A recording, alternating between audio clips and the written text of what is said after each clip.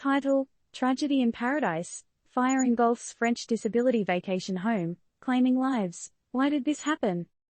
TLDR. A heart-wrenching incident occurred in eastern France when a fire broke out in a vacation home for adults with disabilities, leaving at least 9 dead. Many were trapped on the upper floor of the private accommodation in Winsenheim, unable to escape the flames that erupted at 6:30 a.m. Could more have been done to prevent this? The incident, a vacation turned nightmare. Early morning risers in the charming town of Winsenheim were met with a nightmare scene on August 9, 2023. A fire ignited in a private vacation home used by adults with disabilities, engulfing the residents and trapping 11 occupants on the upper floor.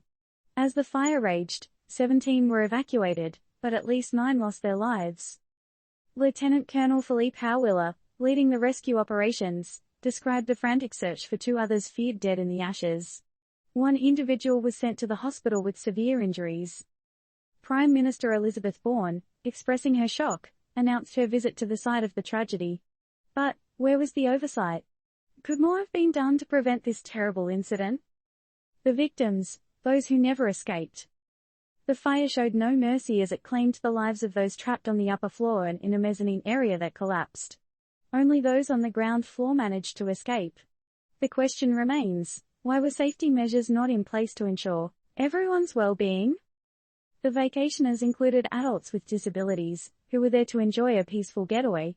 Christophe Marot, the Secretary-General of the local administration, highlighted the devastating loss. But, what was the cause of the fire, and were proper precautions taken to safeguard those who were most vulnerable? Aftermath, questions and accountability. As the embers cool and the town mourns, questions arise about the safety regulations and preparedness of such facilities, especially catering to those with special needs.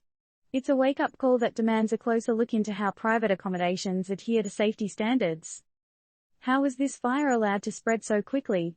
Was it a flaw in design, a lapse in regulation, or a failure in monitoring?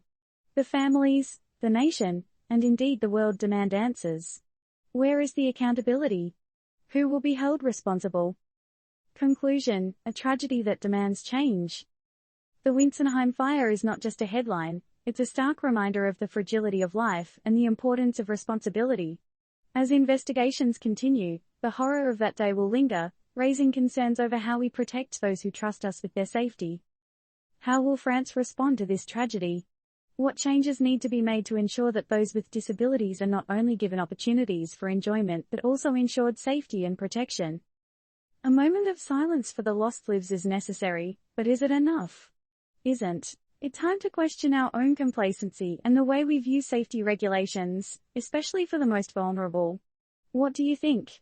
What lessons can be learned from this terrible incident, and how can we ensure that such a tragedy never happens again?